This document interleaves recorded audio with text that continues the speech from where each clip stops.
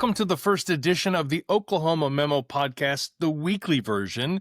My name is Ryan Welton, and I am the founder and curator of the Oklahoma Memo newsletter, a daily news recap from the state of Oklahoma that comes to your inbox at 7 o'clock in the morning, weekdays, Monday through Friday. I'm a longtime journalist, having worked in local TV news for the past 20 years, and have been out on my own in the news creator space for the past 8 months. My focus is Oklahoma. And when I started the Oklahoma Memo podcast and was doing it daily, I realized just how much work that was going to be for what I would say is it was sort of redundant. Each day the newsletter would come out and there would be a podcast. It was simply repetition of that. And I found that the people watching this video and listening wanted more. You wanted to hear in-depth conversations and have more information and to get context. And that's what I'm here to try to do. So the Oklahoma Memo podcast should be 30 to 40 minutes long each and every week. It'll drop at Friday at 6 o'clock Central Time. And in it, there will be a quick recap of the week's events. And then I'll have a newsmaker, somebody different every week. And this week, I'm joined by Sandra Valentine, who has been an active Oklahoma parent in the education space for some time, and she and I have known each other via the Oklahoma Memo TikTok channel and the Facebook channel, and she's kept me apprised of things going on with the State Board of Education. She's a delight, she's quite knowledgeable, and we're going to talk for a few minutes about the biggest story of the week, which was the resignation of Ryan Walters, State Superintendent. He issued his resignation on Fox News Wednesday night on the Trace Gallagher Show at about 10:40 p.m., and not in a letter to Oklahomans. In fact, he hasn't actually submitted his formal resignation yet as of 1 o'clock Friday afternoon, not to the best of my knowledge. And the reason why that's important is because Governor Kevin Stitt can't appoint somebody until he actually has a resignation. Walters, for what it's worth, is headed to become the CEO of the Teacher Freedom Alliance, a division of Freedom Foundations, an institution that he has been associated with for quite some time. Their mission will be to dismantle and destroy teachers' unions, and whichever side you fall on, that's where he's headed. And Governor Stitt's quest is to appoint somebody who will carry out some reforms, but also be able to get along with the board. And there was a Board of Education meeting this week on Thursday. But that wasn't the only big news in the state. In fact, before word of Ryan Walters' resignation crept out amongst folks at the Capitol, Oklahoma State's winningest football coach was fired on Tuesday, Mike Gundy. Can't say that it was a surprise, and don't let the Oklahoma flag behind me fool you. I'm an admirer and respecter of what Gundy has done over 2 decades with the Cowboys program. Clearly the greatest coach in OSU history, for sure. However, last year's 3-9 record, including not a single conference win, and this year's 1-2 start was too much for Athletic Director Chad Weiberg, who needed to make a change in direction now before it even got worse. Oklahoma State has a big game this weekend against Baylor, so we'll see how interim head coach Doug Meacham, formerly the offensive coordinator, how he handles it and how he does things. So go Cowboys. So here's how the podcast will work each week. There will be a quick intro from me, and then we'll get into our first guest. Hopefully it's somebody different each week, somebody who with some knowledge or some context relative to whatever the big story is. And then I'll talk with former colleague and good friend of mine, Scott Mitchell, the political analyst for News on 6 in Tulsa and News 9 in Oklahoma City. And we'll talk about things happening in Oklahoma and to get his perspective and get his inside knowledge. And I'll also talk with former colleague from News 9, political reporter Grant Hermes. Grant has gone off on his own nationally, and he has a podcast called Make It Make Sense. And what he's doing is taking complex topics and making them palatable, understandable for lay people like myself. And so I sat down with him this week to ask about the looming government shutdown. What is it exactly, and how does it affect Oklahomans like us? So I hope you'll stick around, and I hope you enjoy the conversation. This is the first edition of the Oklahoma Memo podcast. I'd like to introduce you to the very first guest in the history of the Oklahoma Memo weekly podcast. This is Sandra Valentine, and I've known Sandra online via the Oklahoma Memo TikTok channel because of Oklahoma education and as a concerned Oklahoma parent.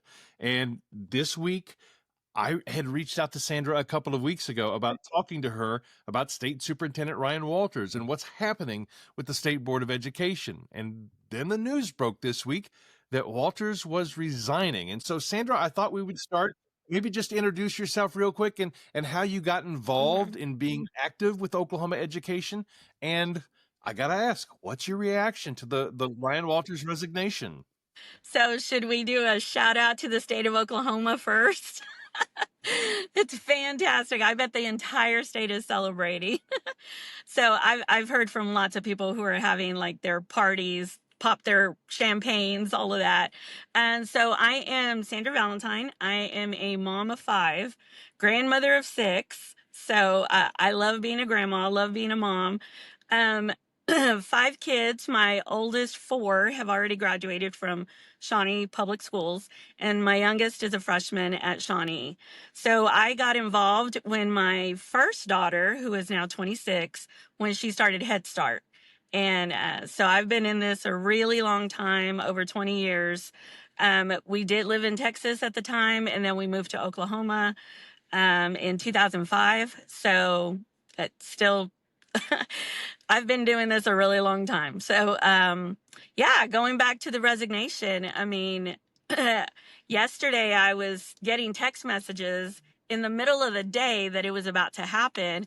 And of course, I'm excited as all get out and hoping that it's true. Right. And then things started to get more and more serious. And then Wendy Suarez put out what she put out, her little, teaser. And it's like, oh my goodness, this is about to happen. This is basically what we worked for since he was a candidate.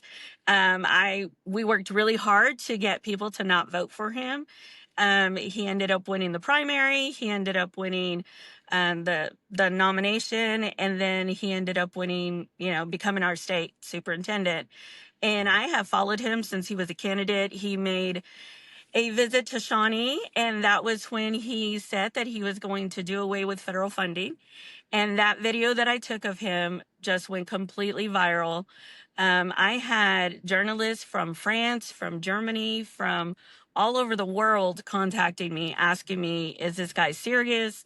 What is this going to mean for for Oklahoma children? And then throughout his tenure, I mean, I've just been at certain places where he's made, some other big news stories, like the Tulsa massacre was not about race. And then that video again went viral. And it seemed like everybody around the globe was asking us what is going on in Oklahoma.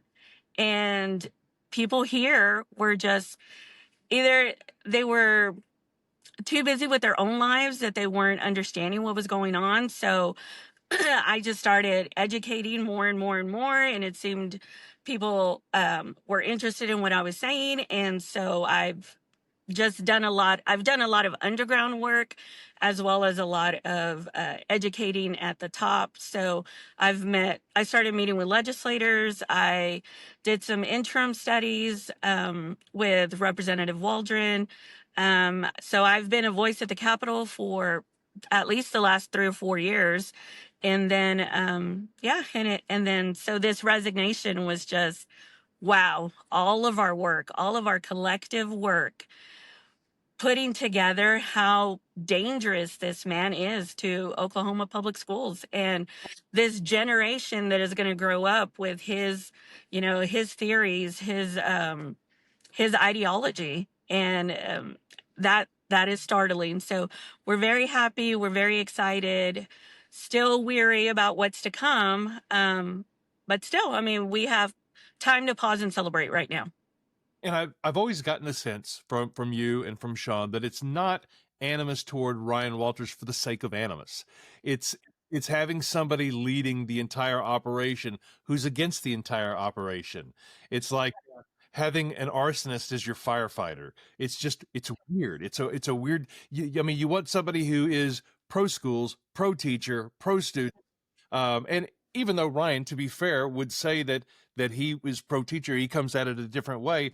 But you have this entire other community of people who said, "Whoa, this really isn't the way to do this." He didn't make a lot of friends, wasn't much of a compromiser. What do you hope to see, whether it be in the interim pick from Governor Stitt or whoever's elected? What do you want to see from that person? They don't have to agree with you on 100% of Right. everything, right? So let me start off with Ryan and I had a great relationship. I mean, we would talk, um, maybe not hours, but I was able to have good conversation with him. He knew my daughter by name. He asked us what we were doing for Christmas. I mean, we had very friendly conversations with each other. And I tried to explain from a parent point of view. I'm also really solid in calculating our state report card.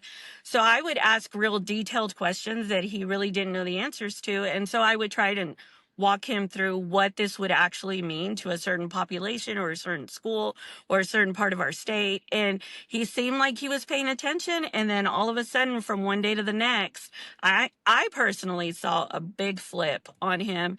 And then from there, we never spoke again.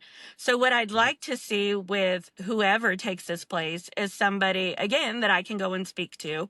I did it with Joy Hoffmeister before Ryan Walters. Like I said, I would sit and speak with Ryan Walters. So whoever the next person is, I would love to be at the table, have a conversation about policies, because that's what it all boils down to. I may not have like the big money or, the big pack dollars that some of these people are after, but my biggest commodity is my daughter and her public education. And when I think about the public education that I received in Texas back in the 80s and 90s, she's not getting the same thing that I got. And that is saying a lot because we're in 2025. And the things that we're going through in the public school system right now, we are so far behind, decades behind. When my oldest was in school, she started back in 2004. Even then, I started to know the little differences that Oklahoma had from Texas. And so I would just like to have policy conversations about where do you see Oklahoma moving forward? How do we get out of 50th place? That should be everybody's biggest concern right now. How do we get out of 50th place? I would love for the board to be able to accomplish goals that would make this a reality. That makes a lot of sense to me. Sandra Valentine, Oklahoma parent, you have been instrumental in educating me about what's going on behind the scenes. You were the first person I heard of that this might actually go down, and then I followed Wendy Suarez like everybody else. Who, by the way, Wendy was amazing. By the way, I don't know why my video is all of a sudden blurry here. I'm gonna have to get a new camera, folks, at some point. But no, Wendy was amazing, and I will tell you that video of her. By the way, I don't know. Did you suffer through the Trace Gallagher show also? And I did. Here's I'll tell you a funny story. Okay, so I had spent all day working in the city, right? So I work in Oklahoma City, had to drive to Shawnee, knew that it was going to come out around 10:45. I usually go to bed, I'm not kidding, around 8:30. So it was very hard for me to stay awake. So I end up falling asleep on my chair, on my recliner. And I kid you not, it's like God gave me a little nudge. I woke up right at the time that he was going to do his announcement. And I just picked up my phone and it was like, God said, "Hey, it's time to get up, Sandra." And then I saw it. Yeah. Same, and it's yeah, it.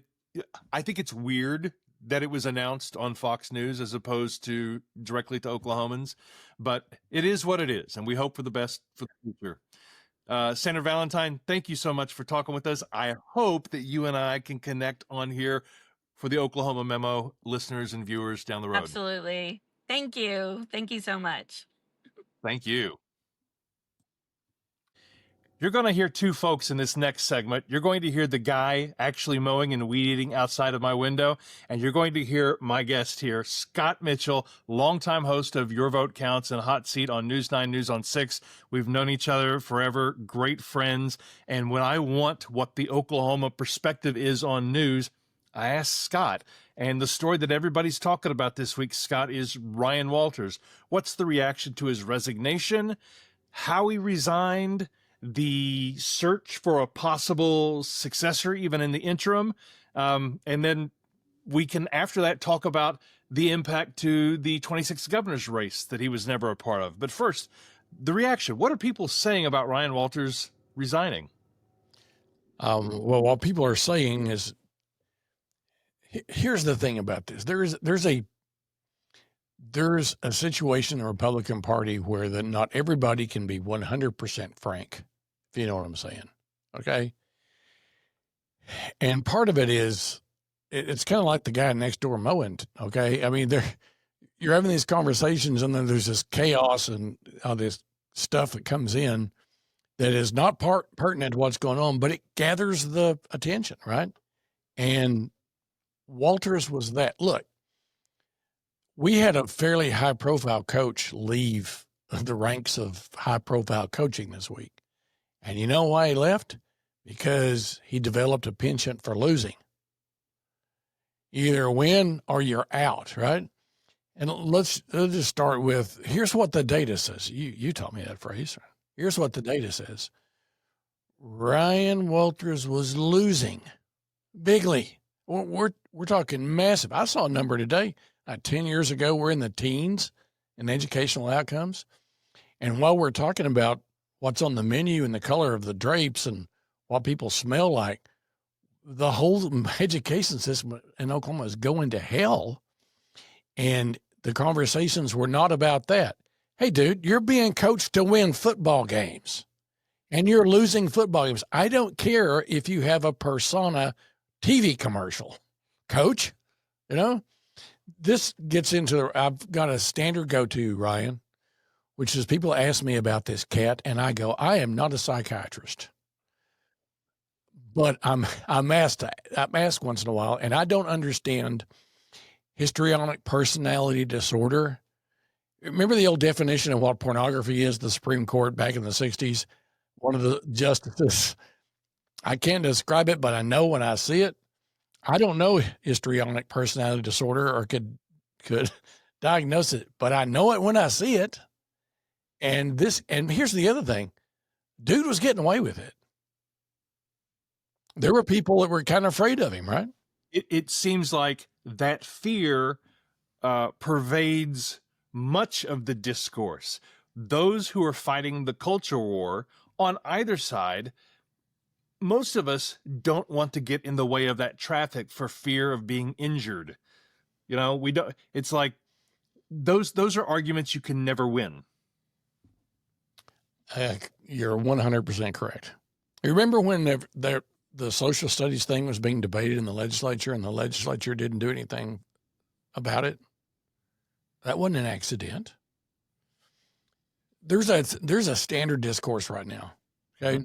There are people, many of them are friends of mine that I've known forever. And you see and hear public comments, press releases, commercials, and they'll say something that's fairly provocative, but fairly mainstream in the base. And you know, and I know, and they know that what they're saying, they don't believe in. Right.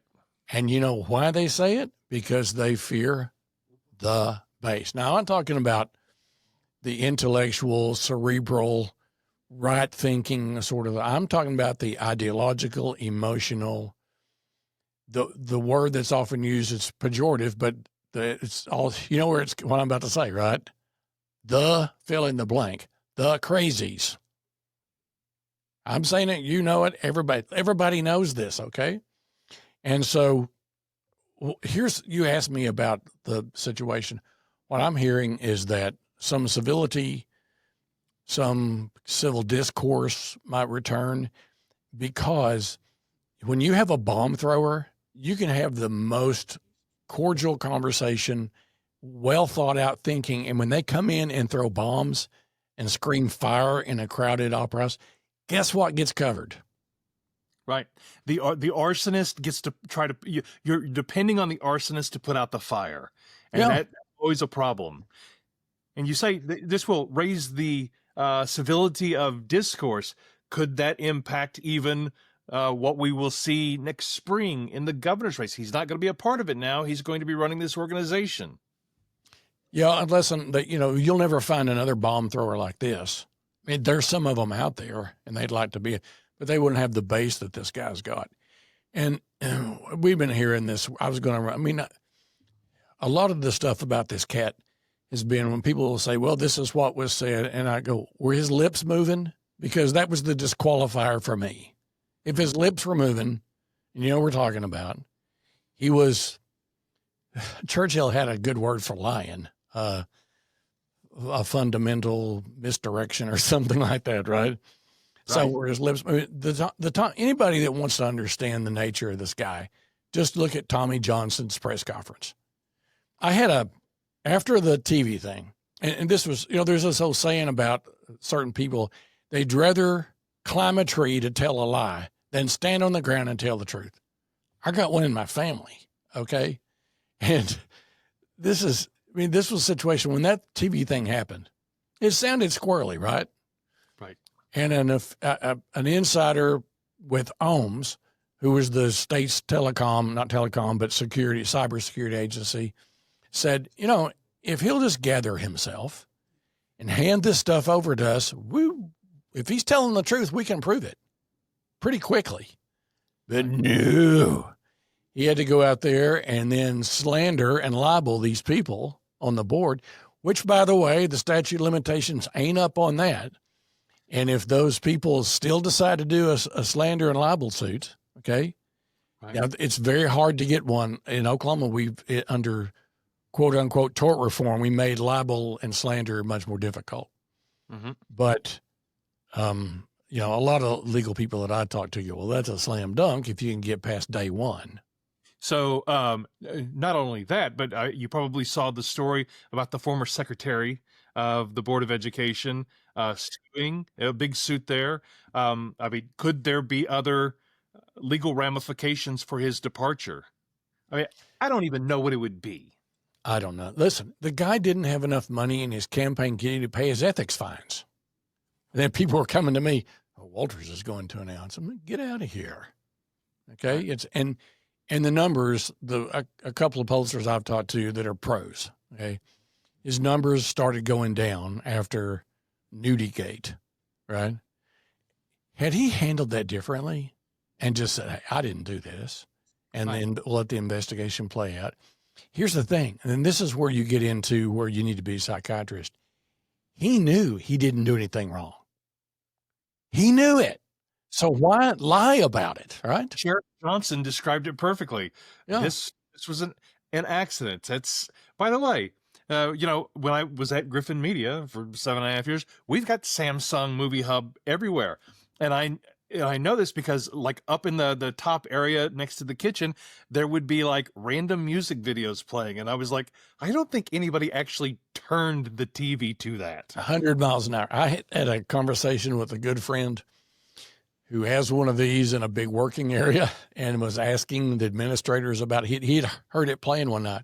Mm-hmm. He went up and asked, and the person that's kind of the general manager of the area said, you mean the Ryan Walters TV? It happens, okay? But why in the world would you go out there and say that Kevin Stitt and these board members it was some kind of a conspiracy when you knew that wasn't true? Right. Speaking of Governor Stitt, he's got a big decision to make. Are you hearing anything about who it might be? I heard, even from Governor Stitt himself, saying that he was just looking for somebody to do the work of Oklahoma schools, teachers, and students, somebody who is reform-minded, but works well with others, is what I inferred from the whole thing. He just wants a team player. 2 words I'm hearing. You'll love this one. That would be different. Responsible adult. I've heard that from several. Responsible adult, and also in connection with, and the difference is the next one's going to be responsible to. I read the same thing also, somebody with an education background and, but open to reform. And also when we were taping, I taped your vote counts early this week. And, one of the issues could be a lot of the names that are hearing, and not Shane Jett and not Mark McBride. No, I've already got throws. And then there were several others that were leaking their own names out there this week. But it's pretty hard for a legislator, or if current or former, they got to be out of state government for 2 years. And number two, the governor really can't go out of state. You've got to have, based upon what the statutes say about the superintendent, you got to have somebody that could run or be qualified to run, for example. And that means you could have the greatest reformer of New York State. We think the statutes, I've only got 2 sources on this, so none of them are legal, okay? But that they're solid sources, that he just cannot go outside of the state borders. Look, I mean, this is probably not the fairest thing to say, but I would imagine Oklahoma State University is going to do a nationwide search for their head football coach. Mm-hmm. And it seems remarkable that the chief executive of the state of Oklahoma could not go outside of the state borders to find, I mean, who knows what's in that department over there? Nobody's been in there but loyalists for a while. I mean, to me, this is going to be, and today he did another, I guess he was like trying to show up the board again. I mean, just really exits the state. The theme of today's board meeting was, I control the agenda. If you don't like it, you can sue me, which is just contrarian. Yeah, you own it. You own the 50, pal. Right. So congrats. So what about the candidates who have already said that they were running for state superintendent? Would Rob Miller from Bixby, he's already running. He's popular. He's a Republican. Yeah, it's a possibility. I've heard the name. I've heard Senator Adam Pugh. I named former House Common Ed chair. I'm not sure it was Common Ed, one of the education committees. His name is escaping. Representative Baker, who's now with the city chamber. So there's any number of folks, maybe some from academia. I don't know. This is not going to be a caretaker thing, I don't think. Okay, I don't think they'll be looking. This is a legacy pick for the governor. And it sort of goes to one other thing that he's mentioned. Governor Stitt. The press just rolled over this one some time ago, but he said, maybe 6 months ago, you may recall, he said, we need to revisit how we're electing every single thing that moves in Oklahoma. We've got, just think about it.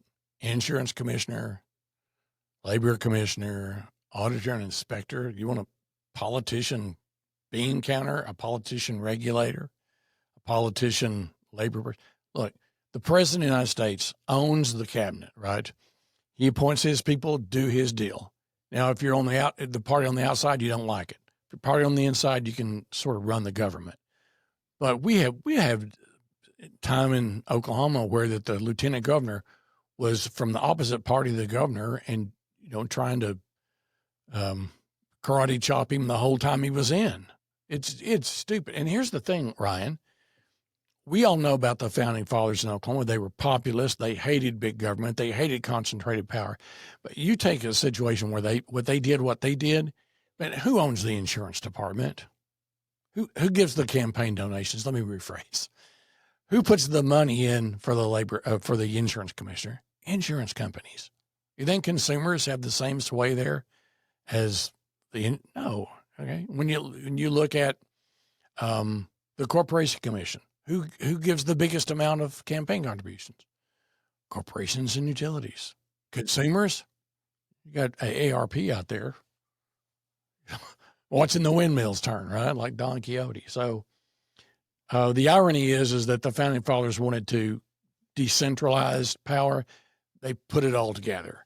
And so you've got things like the superintendent of public instruction, which is a academic and a management and a futuristic sort of person. And you go out and you elect demagogues and ideologues like Oklahoma's been stuck with for the last 3 years. And here's another thing. There really wasn't time. There's not time to vet these people. Nobody has got time to, I mean, how many is it? 12, 13, 14 we're electing? Right. So anyway, it's just mass chaos. I think the governor will do it pretty quickly, though. I think the pressure is on because whenever Walters steps out of that office, it's going to be the most anticipated takeover since, what was the cat that went into not Jimmy Hoffa, Al Capone's vault? Geraldo. Right. I'd like to be with the new person to walk in that building. Right. I think developing a relationship with the Board of Education members is a big deal. I agree. It's a legacy pick, but I think it's one that 95% chance the governor nails. It's going to be hard to get this one wrong. There was a collective exhale. I watched the entire Trace Gallagher show last night, which was painful. He's a good anchor, Trace Gallagher. It's a goofy show, but I watched the whole thing to wait for that moment. And I could feel the state just exhale, say, okay, I don't care if it's left, right, whoever, the two words that you said, responsible adult. Hey, can I throw one more thing in here? Because I know we're short on time. You and I had this when you were at Griffin, and we still have this conversation once in a while. I haven't spent a lot of time talking about this guy because I felt like very seldom did he come with something that seemed substantive to me. It seemed like clicks. Right. Okay. Because I'm looking at, what is your job, dude?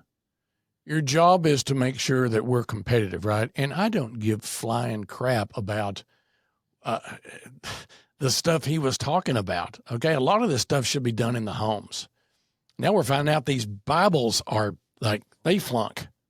They don't have half the government in, half the Constitution in them. So my point is that I was trying to offer some discipline. And you go all the way back to presidential campaign back in 2016. Media got beat up for covering Trump all the time, right? And then in 2020, they took a different tack. The whole point is, sometimes I think the media, we have got to be judicious about how we cover some people who are clearly don't like the media. And I get it. A lot of people don't. You just mentioned a channel I ain't going to watch because there's almost $1 billion worth of reasons why that they lied. And they paid almost $1 billion for lying. Done. I'm not going to watch somebody that does something. Right. Yeah, it's you bring up a great point. There's an interview on KOCO tonight where they sit down with Ryan to talk about his new position, and they brand it as an exclusive. And I'm like, that doesn't impact Oklahomans whatsoever unless you can ask him questions about how he's leaving the department, which he won't answer. He won't, the thing is that, yeah, it's for clicks and to fight the culture war. And again, not doing the actual business of Oklahoma schools, teachers, and students. Yeah, that doesn't enrich the culture. It doesn't answer any questions. It just gives a politician a platform to spew more hate. I remember exactly what I was going to say now. We in the media have often abrogated our responsibility as gatekeeper. The thing about the Fourth Estate is that we have a responsibility to be gatekeeper. There's always the discussion of, do we give the viewer what they want or what they need to have? And we've been entrusted with that gatekeeper role. And I think it's important that we don't pander to the audience. So that would mean, Wendy Suarez did a fantastic job this week, breaking the news, following him after the interview last night. Just brilliant job. And I admire Robin Marsh did a brilliant job talking to Ryan Walters the morning after, or whenever he was on the air. I forgot the situation, but I texted her and I said, that was a master class. We don't need to push back against elected officials for the sake of pushing back. It's because of our role. The only job in America that's actually in the Constitution, journalism. And it's that important. And to your point, when we abrogate our responsibility as gatekeeper, then yeah, it becomes a click-chasing endeavor. Well, I interviewed him once. I think it was a hot seat probably 3 years ago. And that was at that period of time when I had a lot of people going, hey, this is a thoughtful guy. Okay. Right. I remember when you and I did the Echo conversations with all of the folks from there. It was a different time, and he was a different persona. And I think the question has been, is this an act, or did he get indoctrinated some way? Because where the media's mishandled this one is his job. He didn't do his job. Okay. Head coach of the football team, baseball team, it's wins and losses, man. Yeah. Yeah. All right, Scott, I appreciate you joining me. I hope you'll join me every week, but I can't let you go this week without talking about Packers Cowboys. What happened to the Packers against the Browns last weekend? And surely, I guarantee, Packers always do brilliantly when they're in Arlington, Texas. Yeah, they'll have to go fish the guys with the silver stars on their helmet out of the locker room. Cleveland's got a really good defense. And the Packers got to reading, we're going to go undefeated stuff. And Jordan Love made a boneheaded play, and Rich Bisaccia, I loved him as the coach of the Raiders, man. I'm the first in the line. Like, I think you got to get rid of Rich Bisaccia. He's a bad special teams coach. And that's it was just weird. So right now, what I'm just trying to do is I know tomorrow you'll have a guest that's fun, but I do want to pass on to Hermes that all the Detroit fans were counting all of their World Series wins and their Super Bowl wins. And we'll beat Dallas pretty bad this weekend, but we really did show them Lions. So we'll be coming from it. We'll fix this. We'll fix it. Rebounded very nicely. That win against Baltimore was pretty good. Hey, listen, you got 1-3 Baltimore and 1-3 Kansas City this weekend. That's crazy. Is that nuts? Somebody's in trouble. Okay. Yeah. Somebody's going to be 1-4. Yeah. Scott, thank you very much. Have good shows. By the way, I love Riverside. I love I'm stuck with StreamYard, which is a horrible, horrible company. I love Riverside. Thanks for using Riverside. Anybody that follows me knows I still use StreamYard because they re-upped me again at twice the price and never talked to me about it. But Riverside rocks. Good job, Ryan Walters. Thank you very much. We will talk to you next week. And now I'd like to welcome a familiar face to those of you who are from Oklahoma City, the Oklahoma City portion of the Oklahoma Memo audience. You may recognize him from a few years back on News 9. Political reporter Grant Hermes. Welcome to the Oklahoma Memo podcast. I am thrilled to be here, Ryan. Thank you so much, man. Really. You notice I'm wearing the Detroit Tigers cap. You are a Minnesota Twins fan, but you're living in Detroit now. And I just got through talking to Scott Mitchell, and we were talking some baseball, and he's just hoping that the Tigers cannot finish off a generational collapse. I mean, I would like them to not finish off that collapse as well. But boy, this last weekend, they're not giving any options outside of that right now for this. But I would like them for this city to continue, because also as a long-suffering Minnesota sports fan, I got to have something to hold on to while I'm, not at home. Right. Well, it's a big series against Boston this weekend, yes. And as a Texas Rangers fan, we're out of it. I just don't want to see the Astros in the playoffs. So yes. Yeah. Go Tigers. 100%.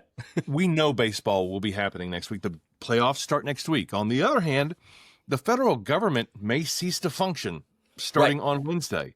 And what I wanted to do as part of this segment, which each week we will talk about national topics and how they relate to Oklahoma in a way that anybody can understand. If you will, you'll help us, make it make sense, which is the name of your podcast.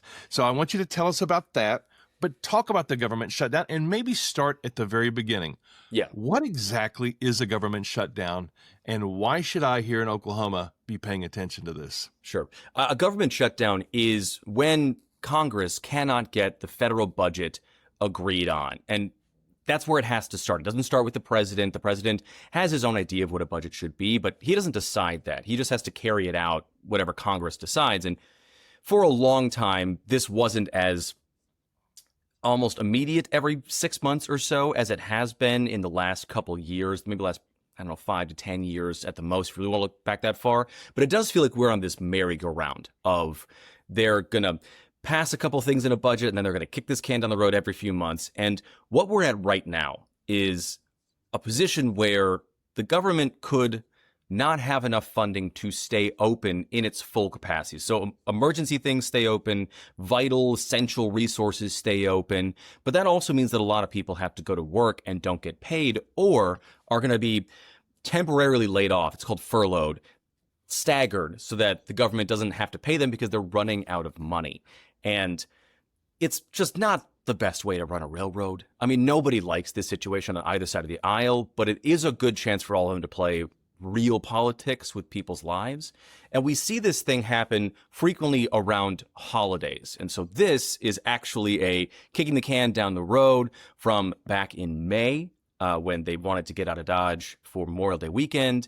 And now we're just hitting this here in September, and they, or in October, they just missed Labor Day weekend, but they're going to try to kick this again down the road to around Thanksgiving. And the hope when they schedule these things around the holidays is that they can force people into a deal by threatening with keeping them there for the holidays.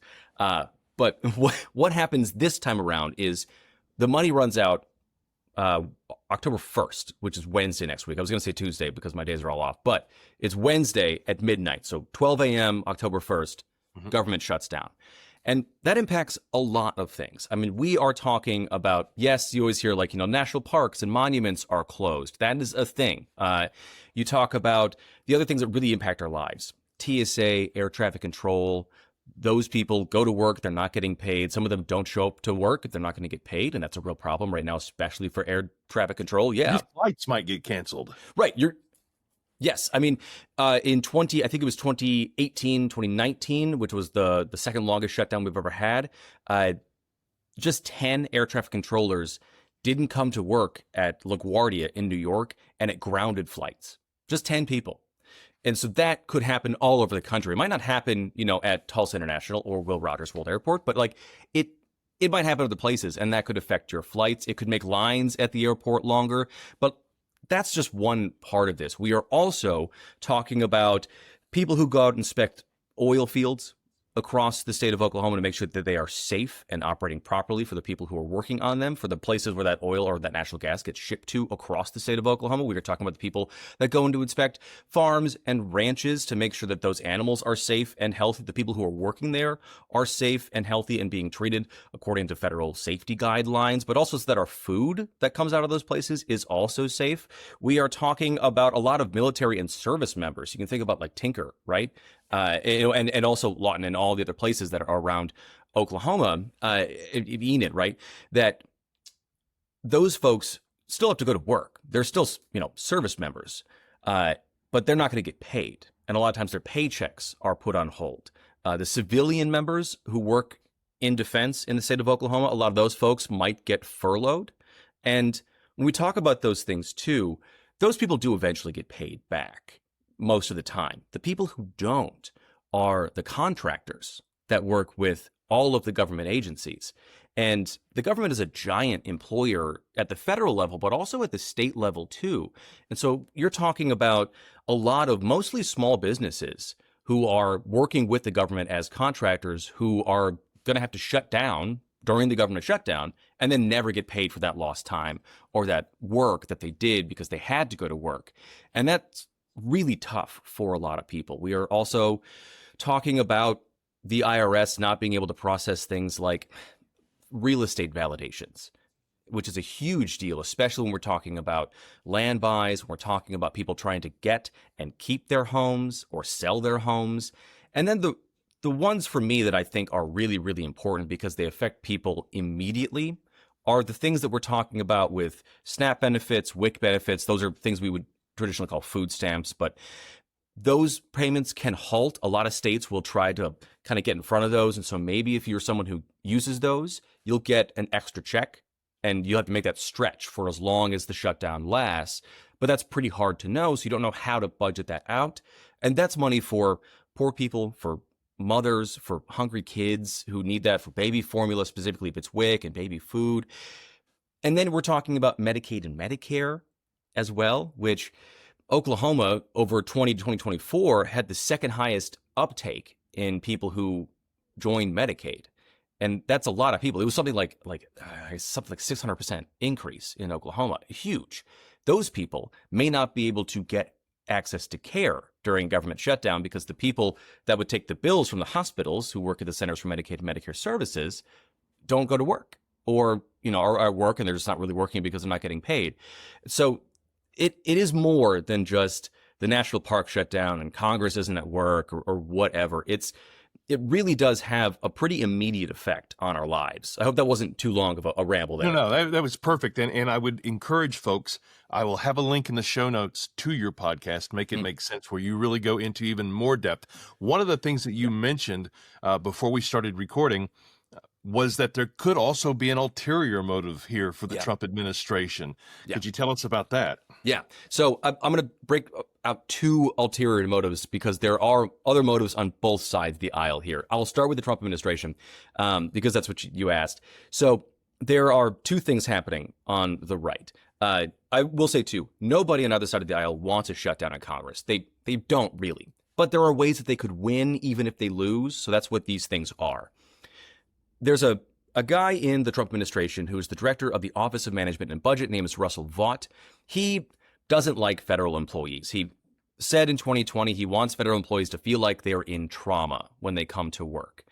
I don't know what this guy's deal is. On a human level, that's just not a thing you should want for other people, regardless of how you feel about the federal government or federal employees. That's just bad. I don't know. But this guy, when he heard about the looming government shutdown, sent out a memo saying there could be mass reductions in force, basically mass firings. And this is part of a playbook called Project 2025 that you and listeners may have heard of during the campaign. Trump at that point in time said he didn't know anything about it. Since then, they've implemented about half of what was in this playbook. Now, there are a lot of people in the administration that came out of that same group, so there's that. But one of those things was to really shrink the federal workforce, which is the nation's largest employer in the federal government, by hundreds of thousands of people. And in a shutdown, Russell Vought, who is the architect of this idea, might get what he wants there. Again, I don't know if everybody in Congress wants this thing, but this is a way that Vought might be able to do that. So again, Republicans could win if they lose in the shutdown here. The second thing is the Epstein files, which I'm sure your listeners are familiar with at this point. I don't want to really rehash that here. It would take us an hour. But there is this thing called a discharge petition that is in Congress right now. And how this works, really quick, because you need some base for this, is the Speaker of the House, who's a guy named Mike Johnson, is in charge of which pieces of legislation get voted on in the House. A discharge petition means that a majority, 218 House members can sign this letter and say, Mike, we want you to put up this bill that you've been not putting up. And that bill is a bill that would make the DOJ, the Department of Justice, release the Epstein case files. This week, there was a special election in Arizona. A Democrat won that election, and there is now 218 votes for that to be sent to Mike Johnson to release this vote for the Epstein files. Mike Johnson canceled all votes Monday and Tuesday next week. And he did that because this new Democrat can't actually do anything on the petition and can't vote until she's sworn in. But if there are no votes, she can't be sworn in. So he is hoping that he can keep this vote off the books, off the table for just a little while longer. And if there's a government shutdown, then they've got this other fight that's happening, and who knows how long that lasts. And they can push the Epstein file thing a little further away. And that is what Mike Johnson wants because it's what the president wants. And I don't know or understand motives there. I don't claim to. That's just what's happening here. On the other side of the aisle, the Democrats here are hoping for also two things. The first one is they are really holding up stopping this government shutdown at this moment. Republicans want to pass this thing, which is called a continuing resolution. It's a CR, you'll hear it called, which means government funding stays exactly where it is. They want to add somewhere between $85 to $120 million for security for elected officials right now, given the increase in threats that we've seen over the past few years. And a lot of them are really scared, and that's a valid concern. Democrats are hoping to get back some protections for health care that were lost under the Big Beautiful Bill earlier this year. So Democrats want to add back somewhere between $705 billion to maybe $1 trillion in health care, tax credits and expansions, and keeping things in place that would stop about 6 million people from losing health care coverage under things like the Affordable Care Act. So they want to win there. And Democrats, maybe one of the only issues that they're really above water on when it comes to who's in the majority of these things is healthcare. And so they know that that's a winning issue for them.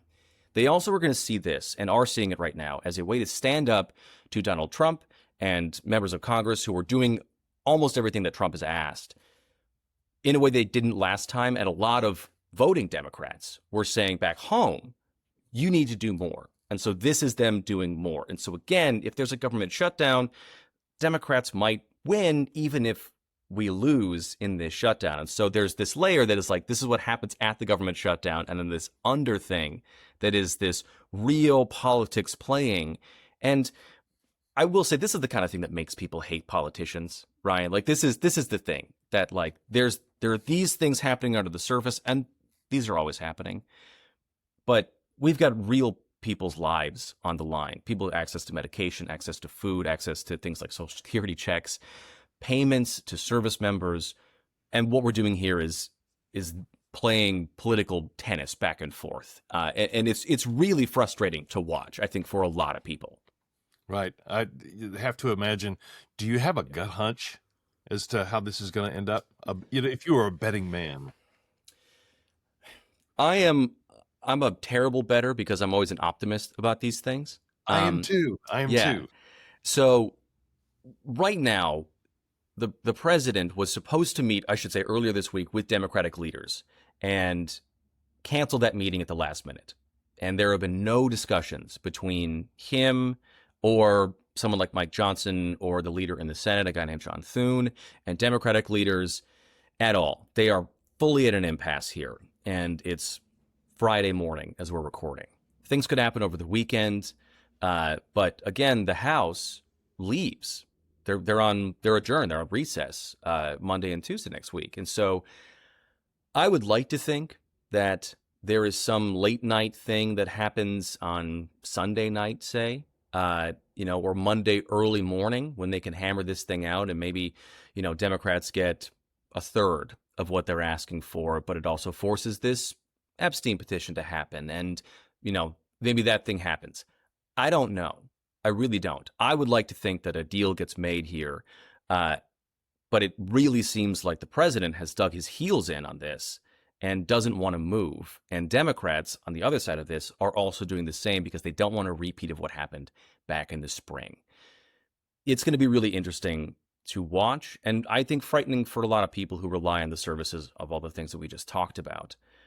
So I truly do not know. There is a fun kind of gauge that I do use for this, and it's if you can look up a DoorDash heat map, so you can see where all the activity is, right? And if there's a bunch of DoorDash activity around the Capitol this weekend, it's a good indicator that things are getting done. And one of those things too is if you're someone who pops in online or you see pictures of things on Facebook or Instagram or whatever, if you see a bunch of pizzas being wheeled into the Capitol building, that's a good sign that work is getting done. So if you got Dashers not around the Capitol, maybe not great. So that is a little it's like the Waffle House Index kind of thing. One question I just want to ask you just real quickly before we get into talking about your podcast that I didn't spring on you before we started recording is, what is the situation with all these generals being summoned to talk to Hegseth? Yeah. Okay. So we don't know. That's this thing. And do your listeners know about this, or do you want me to? Yeah, explain it. Explain it. So, just something I saw the other day on Drudge. Yeah. So yesterday, it was reported first by the Washington Post and then everywhere else that the Secretary of Defense, Secretary of War, I guess is the on paper name, but the Department of Defense is still the Department of Defense because the Congress has to change that name. But Pete Hegseth sent out a letter to some 800 generals, admirals, flag officers. These are top-level people and their staff across the world, and ordered them to come back for a mystery meeting in Virginia, in Quantico. We do not know what that is about. Quantico is also where the FBI headquarters is. I don't know if it's taking place at the FBI headquarters, but it's really, really odd. It's got a lot of people freaked out by the reporting that I'm seeing here and some of the folks that I'm talking to. And these are people who don't easily get freaked out, right? These are like star generals and admirals and people who lead people in sometimes dangerous parts of the world, in sometimes places in which we need them there, and they're being recalled back. And there are lots of concerns about having, first of all, just this many military leaders in one place and then having that be broadcast to, everyone. And not just because, I don't mean to say that like it's Virginia's at risk or anything like that, but like now there's like a leadership hole in a lot of these places around the world in which you prefer them to not be there. But then second, we don't know. Hegseth earlier this year did sort of cull a bunch of top military brass, but that was more really like a changeover in the administration. He did say earlier this year he wanted to get rid of about 100 top generals and like shrink sort of what he called bloat in the Pentagon. It's different people on different sides of the aisle have talked about that for years and whether we need that or we don't need that. So, and that's also up to kind of his prerogative a little bit. But we don't know what this is. There are a number of things on the table. It could be anything from a different kind of directive that he wants to do in person. There's been a lot of speculation out there about like it could be more firings of generals and all that thing. I think that's a step too far. It's saying a thing we don't know yet. There's the actions the United States has taken recently against Venezuela and alleged drug traffickers. And it could be, a new mandate in stepping up a certain thing like that. It'd be weird if it was just a policy change to have all these people fly in, but could be that. Could be Hegseth that just wants a face-to-face with these people instead of having to go tour where all they are or never meet them. I don't know what this is, but it is odd. It is something to keep an eye on because it's so out of the ordinary. And this is a silly question, but if the government shuts down, this still happens. I mean, it's not like they're going to, it's their plane tickets don't get canceled. These guys still got to go to work. These men and women still got to show up, and then like if their directive is because Secretary of Defense says you got to come to Quantico, they got to get on a plane. It might be a terrible cargo plane from the Army, but which if you've never been in the back of the one, I don't recommend that. I did that for a hurricane in Houston one time, and it is loud and it is cold, and I did it for 30 minutes, and I was like, that's all I got. No, thank you. Right. Absolutely. Well, thank you for helping us make it make sense. If you, I want to take some time though and tell us about what you're doing, what the podcast is, where people can find you, because I've been following you. You're everywhere. I see you on Facebook. I see you on TikTok a lot. And of course the podcast each week. And I find that I'm learning something every time you post a recording. That is the compliment for me, that you take away something, you learn something from this. The show is called Make It Make Sense with Grant Hermes. You got to do the whole name when you search it, because there's a lot of folks out there that have the name Make It Make Sense. And what we do, what I do, is 3 times a week you'll hear from me. Twice a week you get a show that's somewhere between 15 to 25 minutes long, so it's right there for your drive into or home from work. And we're going to talk about one big story of the day, and I'm going to give you the context for it. It's no frills. I am not going to both sides this thing. If one side is being crazier than the other, you're going to hear that from me in this. And just like the conversation, Ryan, you and I just had now about these ulterior motives to these things, you're going to hear about those too on both sides of the aisle. There's also, and then on Fridays, you get a longer interview, usually with an expert talking about something really big. A couple weeks ago, I was talking to a guy who was talking about prescription drug prices. This week, I'm talking to a Democrat who's for school choice, which is a super interesting conversation.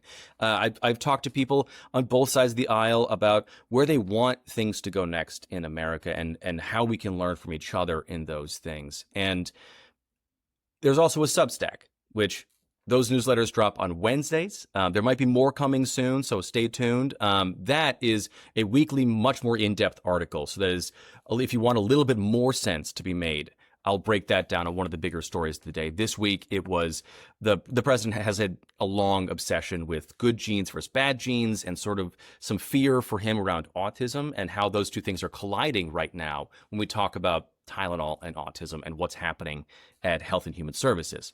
But this is for people, really, who know they should be paying more attention to politics, but it's a lot. You're busy, you've got work, you've got kids. You don't want to be inundated with this stuff, but you know you should be informed. That's what Make It Make Sense is all about. That's who it's for, and that's who I want to talk to. It's very much aligned with what I'm trying to do with Oklahoma Memo. Just, it is very important to the future of democracy to help people understand what's happening at the federal, state, local levels. This is complicated stuff. It's not easy. And I appreciate you taking some time every week to talk to us. Well, thanks for having me, as always, Ryan, really. Awesome. Have a great weekend. You too. And now I want to give you a preview of a new podcast I've started with longtime friend of mine, Jeremy Cook. I'm a Boomer Sooner, and he's a proud, loyal, and true Oklahoma State Cowboy. We got the idea quite a while back to do a podcast about friends who root for opposite teams. And we often root for opposite teams. It's not just in college football. But we thought even though the Bedlam rivalry is essentially dead with the Sooners being an SEC and Oklahoma State in the Big 12, the rivalry and the conversation doesn't have to be. So we created a podcast called Bedlam Buds, and I wanted to give you a taste of it right here. It was the right week to launch this podcast with the dismissal of longtime coach Mike Gundy and the elevation of Doug Meacham, offensive coordinator, to be the coach for the Pokes when they take the field this weekend against Baylor. Here's a taste of Bedlam Buds.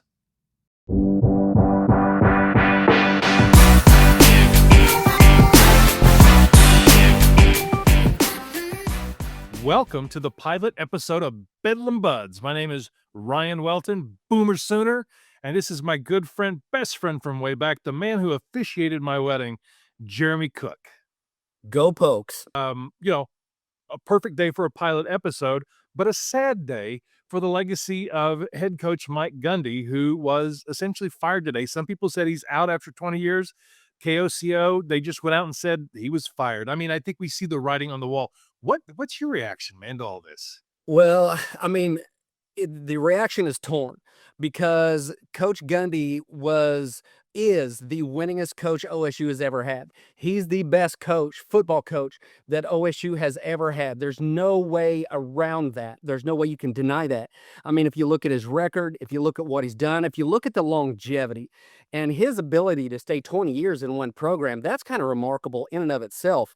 You know, that longevity doesn't really happen. He's an OSU alum. He's an OSU grad, and, he bleeds orange. So it's a sad day that, the guy that only had 2 losing seasons out of all of his complete years at Oklahoma State, of all places, is now gone. So there's a lot of sadness involved with this. Unfortunately, that's the situation that we're in. And so, now what we do is we got to look forward. We got to look to what's next. But Mike Gundy himself, he's a terrific individual. He's a good man. And you hate to see somebody like that, be removed from their position. But we all know Coach Gundy's going to be okay. He's going to land on his feet. He's going to be all right. Hope you enjoyed that. And I hope you got something out of each of the conversations that I had this week on the first weekly Oklahoma Memo podcast. I appreciate you. If you're to this point, you've listened to the entire show. I really greatly appreciate that, and I would love any feedback that you have. You can message me anytime at news@oklahomamemo.com. Let me know whether you're watching this or you're listening to this and how you found us. Each week I plan on talking to Scott and to Grant and to different guests from across the state of different political ideologies. If you would be interested in being a part of this program, message me at news@oklahomamemo.com. As soon as I get this posted, the goal is to have this live at 6 p.m. each Friday night. But this weekend, there is a special event happening in Oklahoma City. It is the Oklahoma City Greek Festival. It is a favorite of mine as somebody who loves good food and drink and European culture. And I especially love Greek food, and I love Greek beer, Alpha. If you've never had it, it's just really, it's extra carbonated. It's like Rolling Rock with mussels. I really, really enjoy it. Love the dancing, love the conviviality, love the baklava. Come on, it's a great time. So whatever you got going this weekend, whether it's that, Baylor, Oklahoma State, Tulsa playing Tulane, that's an interesting game. Perhaps the future Cowboys coach is coaching in that game. The Sooners are off this week. We hear that John Mateer, his surgery went well with Dr. Shin on the hand, on the thumb, on the wrist, whatever exactly it was. We just hope he's back soon. But in the meantime, we are fully behind Michael Hawkins Jr. for the game next week against Kent State, and then, of course, against the arch-rival University of Texas. But for now, that is it for Oklahoma Memo. If you haven't subscribed to the newsletter, please do so at oklahomamemo.com. It's one email each day, a news recap that hits your inbox at 7 a.m. every weekday. Thank you again. My name is Ryan for Oklahoma Memo.